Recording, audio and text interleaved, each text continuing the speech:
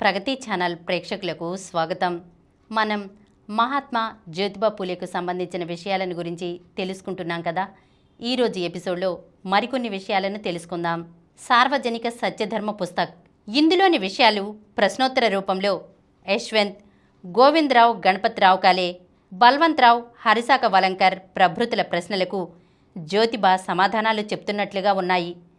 లోకంలోని భిన్న విషయాలకు సంబంధించిన ప్రశ్నోత్తరాలు ఇవి.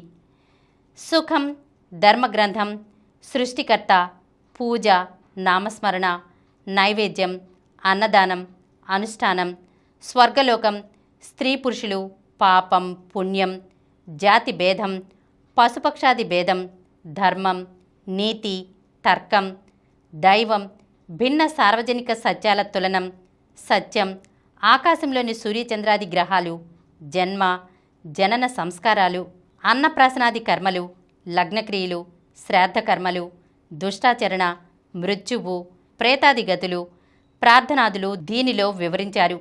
మధ్య మధ్య అఖండాలు కూడా ఉన్నాయి.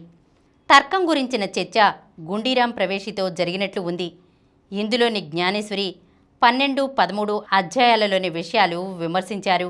ప్రధానంగా మతం గురించి రాసిన పుస్తకం ఇది. ఆయన మరణానంతరమే ముద్రితమైంది. జ్యోతిబా ఈ పుస్తకం పీఠిక 1/4/1889 తేదీన రాశారు. స్త్రీ పురుషులు తోటి మానవుల ఆనందానికి కృషి చేస్తూ ఉండాలని జ్యోతిబా చెప్పారు. బ్రాహ్మణుల గ్రంథాలపైన తిరుగుబాటు చేసిన హిందూ ధర్మంలోని ప్రధానాంశాల విషయంలో జ్యోతిబా వారితో భేదించలేదు. లౌకిక సుఖాల కంటే పారమార్థిక సుఖాలకే ప్రాధాన్యం ఇవ్వటం, పరలోక చింతన వంటి అంశాలు ఆయన చెప్పారు. హిందూ మతంలోని కఠినమైన మూఢాచారాలు, అర్థంలేని సంప్రదాయాలు, హేతువుకు నిలవని నమ్మకాలు, పద్ధతులు జ్యోతిబా వదిలివేశారు. ఈ సంగతి చాలా సందర్భాల్లో సత్యశోధక్ సమాజ్ సభ్యులు అంగీకరించిన విషయమే. ఇండియా గవర్నర్ జనరల్కు వైద్య సలహాదారిగా ఉండి ప్రభుత్వ సర్వీస్ నుంచి 1888 ఏప్రిల్లో రిటైర్ అయిన డాక్టర్ విఆర్ ఘోలే జ్యోతిరావు పుస్తకానికి ప్రవేశిక రాశారు. మూర్ఖమైన ఆచారాలు, విగ్రహారాధన, వర్ణ వ్యవస్థ వంటివి హిందూ సమాజంలో అనైక్యతకు, కలతలకు, మనస్పర్ధలకు కారణమై ఎంత గందరగోళం సృష్టించాయో, దేశాన్ని ఎలా నాశనం చేశాయో జ్యోతిబా తన పుస్తకంలో చూపాడని ఆయన అన్నారు. దేవుని నిజస్వరూపం ఎవరూ చూడలేదు. అందుచేత ఎవరూ సరిగ్గా ఆయన ప్రతిరూపాన్ని తయారు చేయలేదు. ఈ విగ్రహాలన్నీ ఊహాప్రతిమలే. కుల వ్యవస్థ, సామాజిక, ఆర్థిక రంగాలలో ఎన్నో అనర్థాలకు కారణభూతమైన విషయం అందరికీ తెలిసిందే. దేశంలో అంతఃకలహాలు, పరస్పర ద్వేషాలు, బానిసత్వం మొదలైన వాని ప్రధాన కారణాలలో ఇది ఒకటి. అందుచేత విగ్రహారాధన, వర్ణ వ్యవస్థ వంటిని వదిలివేయటం సమంజసం అన్నారాయన. జ్యోతిబా 40 సంవత్సరాలుగా మత సాంఘిక విషయాలపై ఉపన్యాసాలు ఇస్తూ, కరపత్రాలు, చిన్న చిన్న పుస్తకాలు ప్రచురిస్తూ ప్రజల అజ్ఞానాన్ని, మూఢత్వాన్ని దూరం చేసే ప్రయత్నాలు చేశారు. పత్రికలలో ఎన్నో అంశాలు చర్చించారు.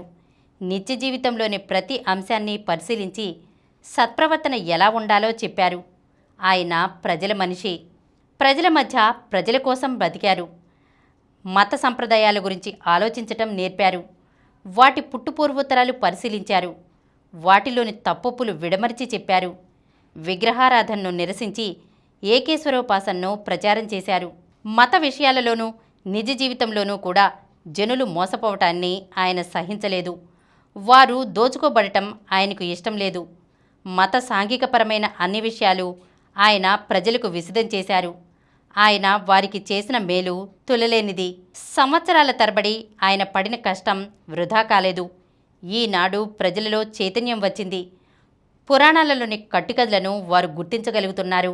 సత్ప్రవర్తన, సమాన హక్కులు, కుల వ్యవస్థ నిర్మూలన, స్త్రీ పురుషులకు సమాజంలో సమానమైన స్థానం, తోటివారి పట్ల సోదరభావం ఇవి స్థూలంగా జ్యోతిబా ప్రవచించినవి. నిజాయితీ, స్వచ్ఛమైన నడవడి ఉంటేనే గాని మనిషి సుఖంగా ఉండలేడు.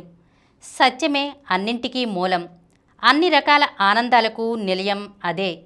సంతోషానికి మూలస్తంభం అది. అది లేనిదే అంతా చీకటే. కుటిలమతులను సన్మార్గంలోకి తెచ్చేది సత్యమే. నిజం పేరు చెబితేనే అసత్యవాదులు, కపట డాంబికులు గడగడా వణుకుతారు. ప్రజలు అసత్యం జోలికి, డాంబికాల జోలికి పోకూడదనే జ్యోతిబా కోరుకున్నాడు అన్నారు గోలే. సార్వజనిక సత్యధర్మ పుస్తకంలోని విషయాల సారం మచ్చుకు ఇలా ఉంది. అన్ని మత గ్రంథాలు మానవులు రచించినవే. వాటిలో మొదటి నుంచి చివరి వరకు అన్నీ నిజాలే ఉండవు. ఆయా దేశకాల పరిస్థితులకు, కొన్ని వర్గాలకు అనుగుణంగా వాటిని కొందరు ప్రబుద్ధులు అక్కడక్కడా మార్చారు.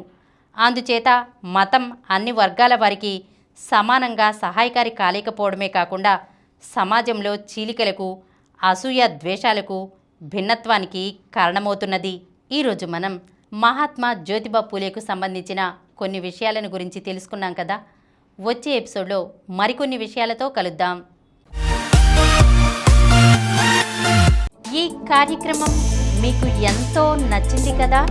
ఇటువంటి మరిన్ని వీడియోల కోసం అనతి కాలంలోనే 20 కోట్లకు పైగా వ్యూస్ సాధించిన సమరం ఛానల్ సమర్పించు సమరం ప్రగతి ఛానల్కు సబ్స్క్రైబ్ చేయండి, లైక్ చేయండి, మీ ఫ్రెండ్స్కి షేర్ చేయండి. అలాగే ప్రక్కనున్న గంట సింబల్ని ప్రెస్ చేయడం మర్చిపోకండి.